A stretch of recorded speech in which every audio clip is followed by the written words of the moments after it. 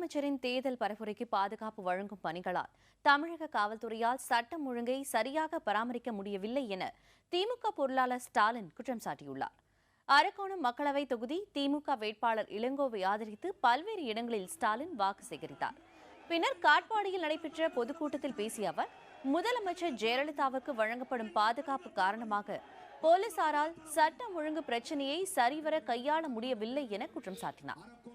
அனைத்து கட்சி தலைவர்கள் வாகனங்களையும் சோதனை செய்யும் தேர்தல் அதிகாரிகள் முதலமைச்சர் தேர்தல் பரப்புரைக்காக செல்லும் ஹெலிகாப்டரை ஏன் சோதனை செய்வதில்லை என்று அவர் கேள்வி எழுப்பினார்.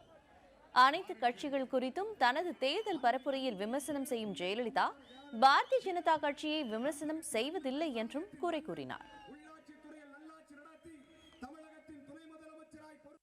பாரதிய ஜனதா கட்சியை அதனுடைய பிரதமர் வேட்பாளராக அறிவித்திருக்கக்கூடிய மோடியை இதுவரையில் நீங்கள் விமர்சிக்காமல் இருப்பதற்கு என்ன காரணம் என்று நான் 10 நாட்களுக்கு முன்பு இந்த கேள்வியை கேட்டிருக்கிறேன்.